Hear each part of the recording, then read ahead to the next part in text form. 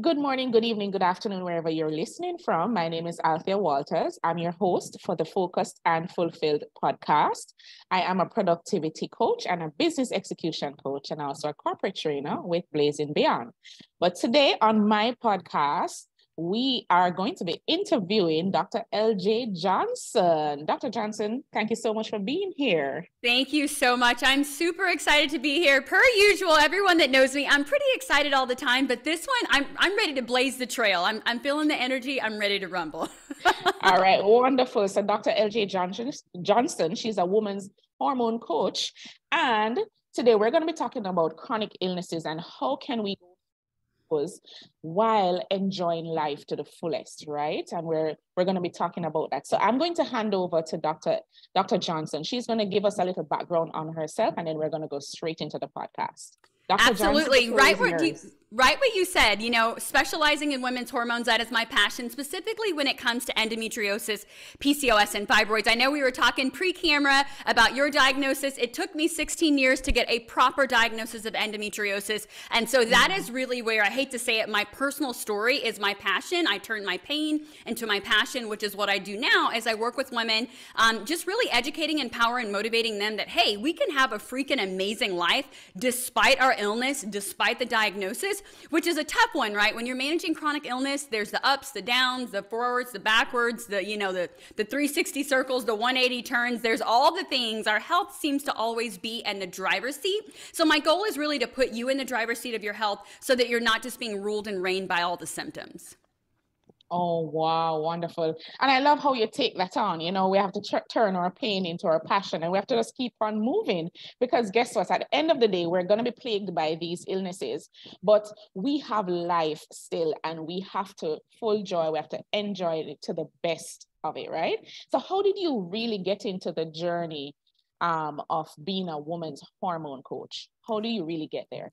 Yeah, so for me, like I said, circling back to my personal journey, when I started my period at the age of 12, everything was cool. It was like, welcome to womanhood, right? I'm trying to figure out my body. Everything's weird. You're just like, whatever, I'll do what I need to do. But at the age of 14, everything turned around for me. I started having debilitating periods. I was bleeding outside of my cycle. I was always bloated. I was 14 years old. Let's talk about having hot flashes at 14. You think you're crazy. You don't even know what a hot flash is, but you're like, my body's catching on fire. I'm trying to do my math test and I can't concentrate. What is going on here? I started to have a lot of health issues. It was very debilitating. As I got older, it progressed. I will add a small caveat. For me personally, as a Black woman, I was complaining. I was telling my mother about these issues, and I was sat down very quickly and told that I was a strong Black woman. I didn't feel pain, to not complain about it, to just pray about it and keep pushing. And I got to tell you right now, honey, I was a praying and a pushing, but something was definitely not right. There was definitely some pain there. And so I began to normalize the debilitating period pain. I began to normalize, coughing up blood and passing out and all of these like weird symptoms that were happening to me. So as I got older, got into my career, traveling, doing all these things in the fitness industry and the medical industry, I began to realize that everything I was saying at the conferences were no longer working for me. Natural ways to balance your hormones, eat 6 times a day, rev up your metabolism. That stopped working for me. The whole, if you want to lose weight, we're just going to do some more cardio. We're going to exercise the fat away. All of a sudden, that stopped working for me, right? So it's very humbling. It's nothing like going to a presentation, going to a conference, and someone being like, oh, congratulations, when did you do? And you're like, actually, I'm not due. This is endobelly. This is when I have an endometriosis flare. I look about 8 months pregnant. I haven't eaten 2 days, haven't slept in about a week. I'm cramping, I'm bleeding, and I'm holding a perma-smile. I'm just acting like everything's okay, but I'm definitely falling apart inside.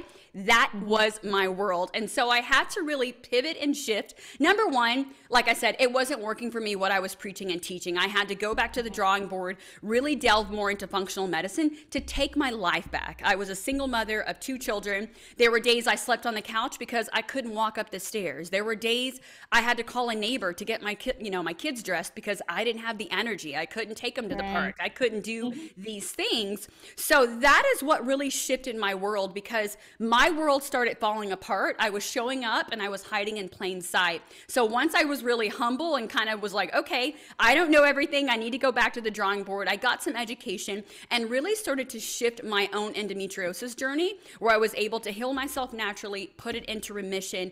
And then it was like, okay, I'm ready to go back to my private practice. But here's the deal. I can't go back to what I was doing before because, like I said, it wasn't working for me. It wasn't working. And I'm sure if I was hiding in plain sight and suffering, there are so many others. And so that's when I really began to shift and talk everything, period, and poops and hormonal imbalances and bloating and all those things, because so many of us suffer in silence, especially women of color, because we normalize the pain, we normalize the period issues. You know, our doctor is very dismissive and we're just like, we have a uterus, this is how it's going to be. And I'm like here to clap back on all of that and be like, just because you have a uterus doesn't mean you have to be in pain 24/7.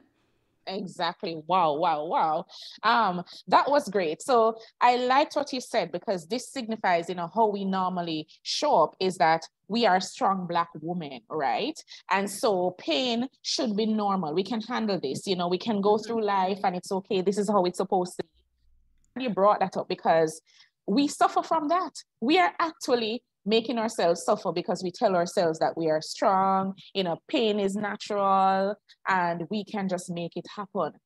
How many people have you come across because we just put suffering right at the front of the right in front of us, and as you said, hiding in plain sight. You couldn't have said it any better, right?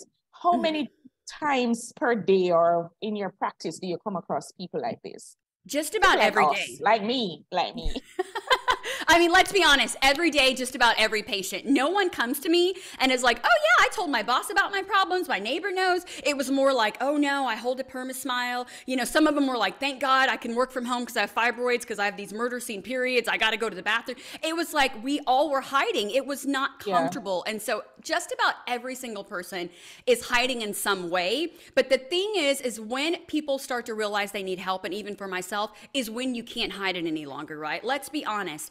Hiding is one thing, but if you're calling in once a month for 5 to 7 days every month, people start to notice. If you're running late to work, you're a little disheveled, your hair ain't right, your clothes is wrinkled, you kind of just all discombobulated, people start to notice, right? Yeah. Those presentations that you used to nail and be amazing at, all of a sudden you can't remember what's going on, brain fog is kicking in, you're not sleeping properly. All of a sudden it starts to leak through, and then we get a little embarrassed and we're kind of like, okay, maybe I do need some help because this is getting out of control. And this is the biggest thing I say. Hiding in plain sight only gets us so far. For me personally, and a lot of the people I work with, a lot of my patients, the healing really is in admitting it's okay to not be okay, and let's sit there for a second, but we can't sit there for the rest of our lives. The next step is really partnering with someone, creating a plan, getting yourself in the driver's seat so that you're like, okay, I do have this diagnosis. Okay, yes, I am managing a chronic illness. However, I want to be able to have a family, go to work, be able to date, be able to hang out with my friends, you know, carve pumpkins with my children, whatever it may be. It's realizing that chronic illness is a part of your journey, but it's not the only thing. It's not the thing that defines you as a person. Yeah, wonderful. It's okay not to be okay.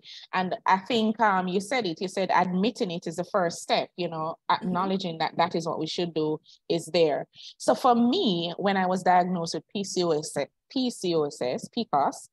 I struggled with a lot of pain during my periods. That was like harder for me. There are some times when it's just excruciating, and then other times it's manageable. You know, the strong Black woman I can manage. So for me, that was a sign that was there. What are some of the signs as it relates to that, endometriosis and any other illnesses? What are some of the signs that we probably are ignoring? So endometriosis, it's a tricky one. And one thing I will say before I talk about the symptoms is some people can have silent endometriosis. No pelvic pain whatsoever, no murder scene periods, no bloating, everything is fine and great. They get married, they want to have a baby, they're with their partner. Suddenly there's a fertility challenge. They go in, you know, OB-GYN refers them to fertility specialists. You know, they go in, do the surgery, do the laparoscopic, and they're like, there's endometriosis everywhere. And they're like, how is that? I've not been doubled over in pain. I'm not having issues. However, a lot of us have a check engine light, I like to call it. And that check engine light is chronic pain throughout your entire body. So let's talk about endometriosis in the definition, because endometriosis is not period pain. It is not a reproductive disorder. It is chronic systemic inflammation throughout your entire body. That can be migraines, hormonal acne, chest pain. For me, it was endometriosis lesions in my sinuses, causing a lot of ear, nose, and throat issues. It can be a lot of different things that has autoimmune-like factors, and endometriosis itself is uterine-like tissue found outside of the uterus. And so I think that's one of the biggest things, because the symptoms for a lot of people, yes, it may mess with your period and cause those hormonal issues, but endometriosis could be cramping and bleeding outside of your cycle, nosebleeds during your cycle, trouble breathing. Maybe you're coughing up blood during your cycle. It could be extreme joint pain, extreme nerve pain. Another thing that I dealt with a lot was the hormonal headaches. 1 second I'm good, the next second I have a migraine and they're putting me on Topamax and I'm like, in a different world because I'm just, doped up on medication. So with endometriosis, it's really a systemic, almost like I would say a diagnosis of exclusion. Once they've tried everything else, and you have to have someone that specializes in it to realize what it is. But the biggest thing is realizing that it's not period pain, it's not period blood. A lot of those retrograde and old, some of those old definitions out there, it really is uterine-like tissue found outside of your uterus. And so those are a lot of the symptoms that you're going to see. Okay. You just did me here. Silent endometriosis, that's one thing. And then you also said there are symptoms that will come with your sinuses that we may be ignoring. A lot of us, suffer from that and not realizing that that could be a piece of the puzzle that is missing, or you're not conscious or aware of what is happening. So that was a big eye opener for me just now. Yes, I've never, it's not like I zone in this area a lot, so I've never heard about that description. Yes, and it's a big thing. Like you said, most people just think, endometriosis, she just needs to be a little stronger during her period. If she toughens up, she'll be okay. Yeah. It's really just an exasperation of your symptoms when your hormones are going up and down and you're feeling those fluctuations. So like I said, it can be hormonal acne. You can have a lot of sinus issues. For me personally, I had sinus. I've had 4 sinus surgeries. So I'm 43 and I've had 4 sinus surgeries, including polyps and lesions and different things from my sinuses. It can be a lot of pelvic pain, a lot of bowel issues. So endometriosis lesions can really come in and start to adhere to your bowel, start to adhere to your uterus. Because remember, it's outside of your uterus. So that means everything in your world is pretty much free game, or, fair game in your body. So those lesions can do a lot of damage in your womb wellness area. They can cause a lot of chronic, constipation. There can be a lot of rectal pain. There could be painful sex. Once again, silent endo is very, I guess it's very common, but most of us have a lot of symptoms. The pain is what gets our attention, and then we run to the OB. We're like, what's going on? And once again, it's probably, a lot of symptoms around our period. So we're like, yeah, there's something wrong with my period. I need to get this period fixed or figured out, but it is not a period issue. Yeah, good. Thanks for clearing that up. So then it brings me to the point that we're suffering through silence. We are, we sometimes we believe that it's just period pain and we just going through a bad cycle. But it has been going for a while, but we just still tell ourselves that's what is happening. When should we really go to get checked regarding endometriosis and any other chronic pain that we are having? When is it that we really just raise our hands and say, let's check this out? This is the thing. You don't want to be a hypochondriac. So I know nobody wants to address it. They're like, oh, I've only had a couple months of a bad period, or oh, it's only been a couple years, or oh, my symptoms don't sound as bad as LJ. Poor LJ, her symptoms sound horrible. Mine are manageable. I'm not missing work. Here's the thing. You need to address it immediately, because what happens when you have those hormonal imbalances, if you're just really racking up the symptoms, yes, it's a big deal. But if you don't have a lot of symptoms, it doesn't mean that there's not more going on. I'm sorry, I just got tongue tied there. No problem. I'll probably have to edit that one. So it doesn't mean that there's not more going on under the hood. So what else is going on? It's messing with your GI. It's messing with inflammation. So I always recommend, as soon as you're having issues, create a log, create a journal, right? It doesn't have to be something super extensive. I am a talker, if you haven't noticed. So I just kind of like to open up my phone, open up a Google Doc. I text everything in there, and then I kind of just leave it. So if I have to refer to it when I go to a doctor's appointment, I can be like, hey, I've had a lot of pain, and instead of them be like, oh yeah, pelvic pain, let's do birth control, I can be like, no, actually, the last year, this month, this is what happened. 6 months ago, this is what happened. Every time I have sex, it's very painful. Every time my cycle comes on, I can't breathe. It seems like I have asthma. Or for like other people that have asthma, suddenly none of your medications. That's another big trigger. If you are on maintenance medications for any type of disease, constipation, medication, blood pressure, etc., if it gets to where you're around your cycle and ovulation and it seems like none of your medication is working, like everything's perfect with your meds, and then all of a sudden you hit a week where it's like all hell breaks loose, none of your medications work, that's when you need to start seeking treatment, because that lets me know that the inflammation is really raising up. So whatever steroids and whatever you're using, those Band-Aids are not really enough to get to the root of the cause. Great suggestions, great tips. The journal, creating a log, is something that I have applied and something that has worked for me. So I literally can tell you what I am going through and what happens the first week of the month, the second week of the month, the third week of the month, the fourth week of the month, because I've started to pay attention. And it also puts me in control of knowing what it is happening so that I can go back and share it with my doctor, And so it's a good recommendation that we should create a log and making sure that we keep that journal, right? And looking for the triggers of what is working and what is not working, right? That log will help you identify those triggers. I love what you said, but it also gives you some body awareness. It's one thing to go to the doctor or whatever, and they're like, when was your last period? And you're like, oh, I don't know. You're not using an app. You don't know this, that, and the other. That's not really putting you in the driver's seat. The more information you have, the easier it is to be aware of your body. Like you said, hey, I know these are some triggers. My cycle's coming up in a couple weeks. Probably want to cut back on the tequila and the vodka and this, that, and the other, the sugar, because I know how it impacts my cycle. But it's also helpful when you're talking to your physician. That way you can better advocate for yourself, right? Because if you're only going to the doctor once a year, twice a year, you're not going to be able to sit there and rattle off, oh yeah, in January, February, you're not going to remember, right? The brain is not going to remember at all. That journal is very powerful. Absolutely. Yeah. One of the things that I know, because we suffer in silence and hide in plain sight, many of us probably don't even talk to persons close around us to let them know what is happening so that we can get whatever support.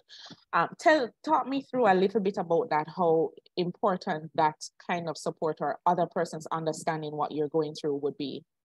It is so, so important. But the first thing I will say, lean in for this one. When you're in a pain flare, that's not the best time to sit the family down, sit your partner down when you're in excruciating pain. That may not be your best face. That may not be the best time. So finding a way to communicate with your partner, with your children. I know for me, I was a single parent, so I had to explain to my children, then luckily I didn't have any fertility issues with endometriosis, but I was like, hey, there are times that mommy is down. I'm going to have some help. I would love to take you to the park, but the neighbor, I was having that conversation. And once again, realizing that I'm not Superwoman. I didn't have to always wear this cape and be perfect. The home didn't have to be, immaculate. I come from a strong military background. So I'm like, baby, that white glove test, I'm all about it. But there were times I'm like, look here, honey, the toothbrush cleaning is not going to happen today. Like, I need to meet my body where it's at. So being able to communicate to your partner, to your family, what you're going through and really explaining it. For example, PCOS, endometriosis, hormonal imbalances, just telling them, oh, I'm having period pain. It's probably more than that. Let them know that your energy, maybe you're dealing with chronic fatigue around your cycle, or when you're in a pain flare with any chronic illness, explaining to them that chronic fatigue is why, you weren't able to do the dishes, the bathroom's not cleaned, or hey, I wanted to prepare dinner, but letting them know how they can support you. But I have to be very honest, when you're managing chronic illness, it's humbling, because there are times that you want to make sure and act like you got everything under control, but your body's like, baby, you're not going to be able to fake it till you make it today. Like, there's a problem. So really letting them know what you're going through, setting those levels of expectations of, hey, this is what I normally do, but when I'm in a pain flare, I may not be able to do that 4-course meal, may not be able to do anything at all. You may have to do your own dinner tonight. No meals. Right. Maybe, I was going to do all the laundry, but maybe I did the laundry and I washed it, I dried it, but then chronic fatigue kicked in and I wasn't able to fold the laundry. So I would love for you letting them know. The biggest thing I've realized is we communicate to them, but a lot of partners and family, they're just like, we want to help. I mean, even with my boyfriend, I've had some health issues and he's just like, what can I do to help? And it's like, that I just in that moment in pain, I'm like, I don't know, there's nothing you can do. But when you're able to kind of sit down, you're probably being annoyed right? during that process, not Yes, yes. intentionally, but that's what's happening. So like I said, having that conversation when you're not at a 10 to 10 pain, maybe when you're at a 1 or a 2, it's more manageable, letting them know this is what I'm going through. This is what it looks like. These are some ways that you can support me. You know, now not saying that you can just put that blanket out there and be like, I'm going to be totally rude to everyone in the household. I'm going to flip out. That's not an excuse, but let them know that you're going through something. Be able to communicate that. And the partners and your family, they want to help. So let them know how they can help. And for you, if helping is someone just giving you space and letting you stay in your room, taking a hot bath, if someone helping you is, you know, helping you with dinner, etc., or maybe helping you is taking some of the responsibility off you, you have to figure out what that looks like, but also letting them know this is a chronic illness. You know, it is November and January, the chronic illness is probably still going to be here. It may look different. The symptoms may look different, but I'm still going to need your support, and keeping that open communication so that they know how they can support you. Great, fabulous, and fabulous tips, because we all need the support and we need that community around us to help us. That brings me to the point, you said it earlier in our conversation of work, showing up at work, but you can't maintain the level of excellence that you once did during this time because you're going through this, because this also happens in the work setting where we can't be our best, but we're still fighting it. And maybe somebody at work don't know how to support us, and persons struggle with that still. And that's when you have to advocate for yourself. It really is one of those things. I've had a patient recently, and she was like, do I go in and just basically tell my doctor I have endo and then I'm worthless 2 weeks a month? And I'm like, no, that is not the approach we're taking. We're going to put some tools in your toolbox, but you have to advocate for yourself. It's okay to say, hey, I would love, you know, when they're like, hey, can you take on this extra project? Hey, can you do this? It's okay to say no.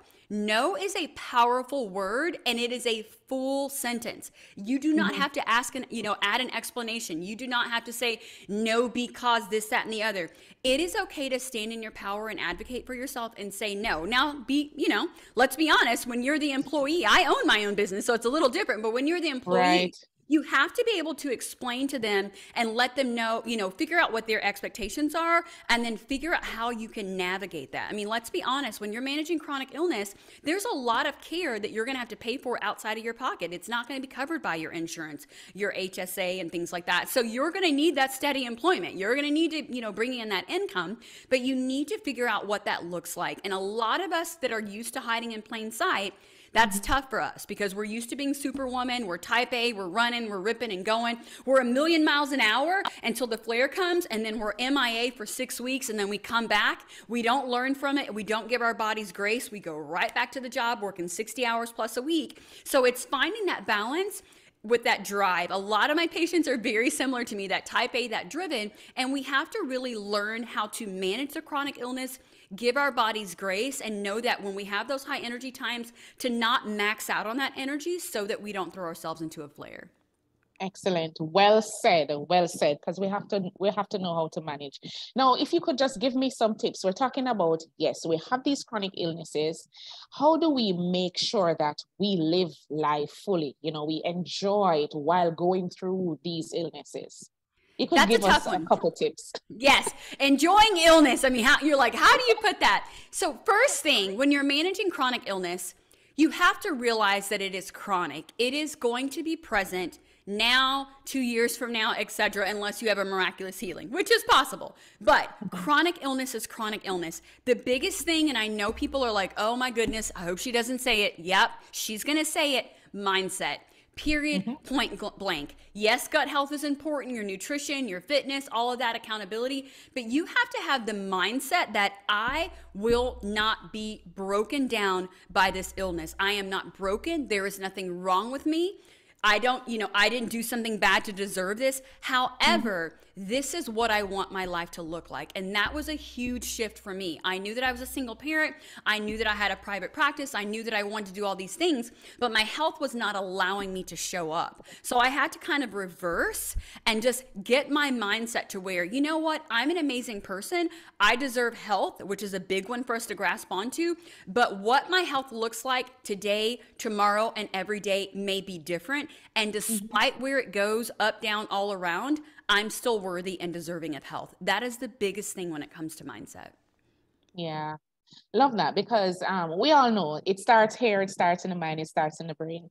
And you mentioned something with probably not going through it fully, but planning the life that you deserve, planning that and taking control of it, as you always say, go back to the driver's seat. Not because I'm suffering with these illnesses mean that I don't deserve a fulsome life. I don't deserve joy and I don't deserve happiness.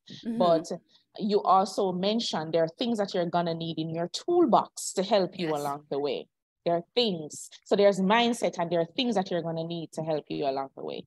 Right. And when we start talking about those things, a big one is nutrition. And now when I say nutrition, I'm not saying you have to be plant-based, vegan, vegetarian, keto, paleo, whatever it is, but you need to find, once going back to that journal, like you're saying, when you're journaling, figure out what those food triggers are. There is no way you can be in the driver's seat of your health if your nutrition is totally trashed. Or if you're living on, because once again, we have the nutrition where you're like, I'm going to eat whatever because I'm going to be in pain. Or we have that super restricted nutrition where you're like, I can only have 5 foods. That's not going to work either, right? You're not going to get all your nutrients. You need to have the nutrients in to heal your body. So it's figuring out what your food triggers are. And that's when you probably need to work with someone like myself or a nutritionist or a dietitian so that you can really see what's going on. You may have to do some testing as well. I also love when we look at blood typing, right? Now that doesn't cure everything for everyone, but looking at your blood type and kind of basing your nutrition off your genetic makeup can be huge for chronic illness. But the thing I will add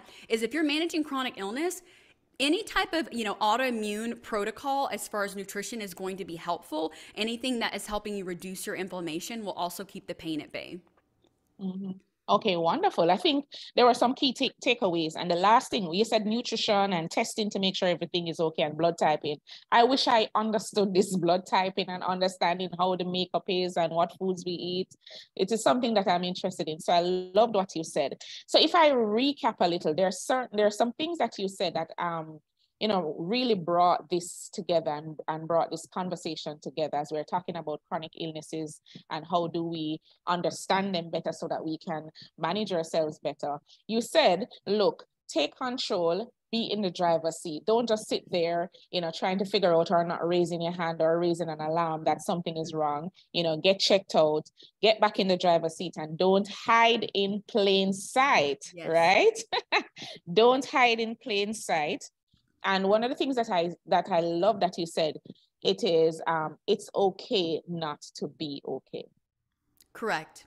Yeah. But we can only sit there for a moment, right? You can't be, it's okay to not be okay and sit there and wallow in it for years. Sit there for a time, let it sink in, and then develop a plan so that you can have quality of life. You've got to figure out that why. You've got to figure out that, really that mindset that you deserve health, but realizing my quality of life and my health may look different than Althea's, may look different than Jennifer's, Susan, whoever's listening, that everyone's quality of life with chronic illness is different, but it is possible. And it's really, like you said, putting those tools in your toolbox so that when that chronic illness flare comes up, you're not in a panic. You're like, okay, cool. Let me grab my toolbox. This is what I need to do with my nutrition. These are some supplements. Hey, these are some lifestyle changes I need to do. Then you have the tools and it makes it a lot more manageable. Great. Well said. You couldn't have wrapped that up any better. So, Dr. Johnson, it was so good to have you. So good to hear this conversation. It really opened my eyes. I learned a couple things from this conversation, and I know this will benefit them greatly. So just let me know where to find you. How can we find you? Absolutely. So I spent a lot of time on podcasts. I love for you guys to come hang out at my podcast. It is the Holistic with the W Endo Expert podcast. You can learn everything endometriosis. We talk about PCOS, fibroids, weight loss, thyroid, everything over on my podcast. The second best place to find me would be over on Instagram, and we'll put the link for that. It's LJS_powerhouse. Lots of free resources on there. You can plug into my podcast once again. You can see all my Instagram reels, tons of free content. You could just binge and learn there. But if you guys are listening to this and you're like, hey, I'd love to work with you, then you can click the link, work with me, and we can hop on that free discovery call and just kind of talk about your healing journey and what I can do to support you. Wonderful, wonderful. It was great. Thank you so much. We'll ensure that information is in the show notes. And again, it was really good to have you. Again, my guest was Dr. LJ Johnson. She's a and I was your host, Althea Walters of the Focused and Fulfilled podcast. It was so great to have you again on my podcast. Thank you very much, and good evening, good night, good morning from wherever you're listening. Thank you, Althea.